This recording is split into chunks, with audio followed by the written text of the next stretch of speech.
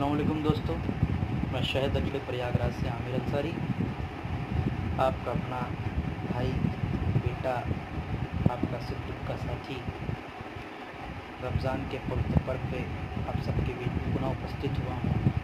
आप सबसे इतना ढेर सारा मुझे प्यार मिला, इसके लिए मैं तहे दिल से शुक्रगुज़ार हूँ। और सबसे पहले मैं आपको बहुत बहुत रमज़ान की मुबारकबाद दे दूँ। आप सबको बहुत बहुत रमज़ान की ढेरों मुबारकबाद। माशाल्लाह 15 रोज़ा मुकम्मल हो चुका है और हमारा आपके बीच आने का सिर्फ एक ही उद्देश्य था कि अपने प्यार को मैं आपके बीच साझा कर सकूँ। जो आपसे मोहब्बत मिलती है इसको मैं अपने साझा कर सकूँ अपने मित्रों, अपने भाइयों से। काफ़ी विलम्ब हो गया, अपने मित्रों से नहीं मिल पाया, अपने व्यापारी भाइयों से नहीं मिल पाया।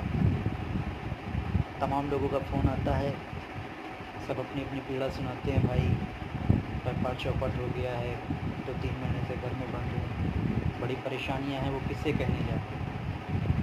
हमसे बोला कि आमिर भाई आप कुछ करिए, मैं तो एक छोटा सा व्यक्ति हूँ, मैं क्या कर सकता हूँ।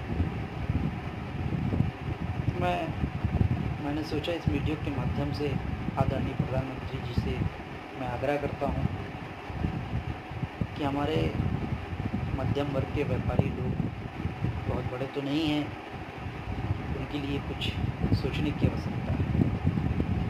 अपने प्रदेश के मुखिया जी से मैं आग्रह करता हूँ हाथ जोड़कर कि जिस हिसाब से व्यापारियों के हालात हैं इस समय, किसी से बोलने लायक नहीं, किससे कहने जाए अपनी पीड़ा, किससे कहा जाए। अंदर ही अंदर वो घुट रहे हैं, बैंक की किस्तें हैं, दुकान का किराया है, बिजली की बिलें हैं और लोगों की सैलरी है, बहुत सारी चीज़ों उनको देखना पड़ता है। तो मैं आग्रह करता हूँ आदरणीय प्रधानमंत्री साहब से कि देश के व्यापारियों के हित में कुछ सोचें। मैं समझ सकता हूँ, हम व्यापारी भी समझ रहे हैं कि जिस हिसाब से इस पूरे देश में कोरोना जैसी महामारी से लोग जूझ रहे हैं वो बहुत ख़तरनाक है, बहुत दुखदायक है और हम सबका दायित्व बनता है कि प्रत्येक भारतीयों का कि इस युद्ध में हम लोग बढ़ चढ़ कर भागीदारी लें और कोरोना जैसी महामारी से युद्ध जीत के निकलें। उसका मात्र एक ही उपाय है, घर पे रहिए और सोशल डिस्टेंसिंग बनाए रखिए, वो बहुत महत्वपूर्ण है। मुझे भी मेरे दोस्तों भाइयों से, व्यापारियों भाइयों से मिलने का मन करता है पर नहीं मिल पाता। अगर मेरे न जाने से वो खुश हैं और वो सुरक्षित हैं, मेरे लिए ज़्यादा बेहतर है। ये मेरे लिए महत्वपूर्ण लगता है कि वो खुश रहें और सुरक्षित रहें। वो सुरक्षित रहेंगे तो इंशाअल्लाह फिर मुलाकात होगी। इस जंग से निकलने के बाद से एक नए जीवन की शुरुआत हो। मेरे प्यारे दोस्तों, वक्त बहुत अच्छा नहीं है और इंशाअल्लाह ज़िंदगी रही तो फिर से बहुत सारी चीज़ें हो जाएंगी अगर ज़िंदगी दोबारा मिल नहीं पाई। मैंने पेपर पढ़ा तो 52,992 लोग संक्रमित हो गए हैं भारत में। बहुत दुख हुआ मुझे और 800-700 कुछ कोरोना से पीड़ित होकर मृतक हो गए। हम लोगों के लिए सबसे महत्वपूर्ण बात यह है कि भारत देश का क्षेत्र का हर एक प्रत्येक व्यक्ति हम लोगों के लिए महत्वपूर्ण है। और मैं आप सबसे हाथ जोड़ के आग्रह करता हूँ कि इस महामारी से हम लोगों को लड़ना है, इसको हराना है, हरा के इसको निकाल देना है और नई ज़िंदगी की एक शुरुआत करनी है। और इसका मात्र एक ही उपाय है कि हम घर पे रहें, सुरक्षित रहें और अपने परिवार को सुरक्षित रखें। उनको भी हिदायत दें कि घर से बाहर ना निकलें, बहुत ही विशेष काम हो तब जाया जाए, वरना अन्यथा जाने की आवश्यकता नहीं है। बहुत दिक्कत है इससे। मैं आग्रह करना चाहता हूँ कि हमारे क्षेत्र में बहुत सारे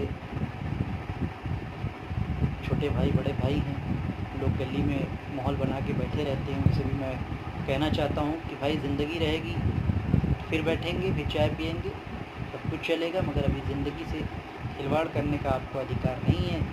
आपके कारण, एक व्यक्ति के कारण पूरा मोहल्ला परेशानी से जूझ सकता है। तो मैं बहुत बहुत आग्रह करता हूँ अपने भाई, छोटे भाइयों, बड़े भाइयों से कि कृपया घर में रहें, घर पे रह के खेलें, परिवार के साथ वक्त बिताएं, परिवार को वक्त दें। एक लाख मोहब्बत से परिवार के साथ रहने का वक्त है। और सबसे बड़ी चीज़ तो इस पाक महीने में, रमज़ान का पाक महीना है, उसमें हम सब मिल के पूरे देश के लिए, पूरे मुल्क के लिए अमन चैन की दुआएँ करें। उससे बेहतर कुछ नहीं। इंशाअल्लाह अल्लाह ताला ने चाहा तो इस पवित्र महीने में हम सबकी दुआएँ ज़रूर कबूल होंगी। आइए हम सब मिलकर इस रमज़ान के पवित्र मौके पर भारत सेवा सुरक्षा के लिए, भारत देश के लिए, पूरे मुल्क के लिए, पूरे कायनात के लिए दुआ करें ताकि हमारा भारत सुरक्षित रहे। अब इस महामारी, इस महायुद्ध से हम लोग जीत हासिल कर सकें, बहुत ज़रूरी है। तो इस चीज़ का विशेष ध्यान रखें। और एक बात और कहना चाहूँगा कि पुलिस प्रशासन को परेशान मत करें। 18-18 घंटा ड्यूटी करके वो हम आपके लिए लड़ रहे हैं, हम आपकी सेवा सुरक्षा के लिए लड़ रहे हैं, और उनको हम लोग परेशान करें, ये उचित नहीं है। डॉक्टर 24-24 घंटा ड्यूटी दे रहा है, अपने माँ बाप, परिवार, भाई बहन सबको छोड़ के। कम से कम हम अपने लिए ना सही, उनके परिवार के लिए तो सोचें। वो हमारे लिए ईश्वर का दूसरा रूप बन के साक्षात इस दुनिया में उतरे हैं। तो हम सभी को उनका आदर करना चाहिए, सम्मान करना चाहिए मेरे प्यारे भाइयों। और हमारे चौथे स्तंभ के सफाई पत्रकार भाइयों के लिए भी मैं बात कहना चाहूँगा, आप अपना विशेष ध्यान रखें, क्योंकि आप ही के माध्यम से हम क्षेत्र की, देश की, प्रदेश की हर एक बारीकियों को, हर एक समस्याओं को देख पाते हैं, समझ पाते हैं। आप उजागर करते हैं उसको, हम लोग तक पहुंचाते हैं। इतनी मुश्किल, इतनी कठिनाई के वक्त में भी आप अपनी जान जोखिम में डाल के हम लोगों के लिए जी जान लगाई है। तो मैं अपने पत्रकार भाइयों से भी कहना चाहूँगा, आप भी अपने लिए विशेष ध्यान रखें, परिवार का ध्यान रखें। और पुलिस महोदय भाइयों से, जिला प्रशासन महोदय से मैं एक अनुरोध करना चाहूँगा कि पत्रकार भाइयों का भी विशेष ध्यान रखें, उनको किसी भी तरह की परेशानी ना आए, क्योंकि अगर इस देश में सबसे ज़्यादा पीड़ित होता है तो पत्रकार होता है भाइयों। मैं उनके लिए हाथ जोड़ के आपसे अपील करता हूँ, उनका भी विशेष ध्यान रखें। बस इन्हीं शब्दों के साथ अपनी वाणी को विराम देता हूँ। जय हिंद, जय भारत।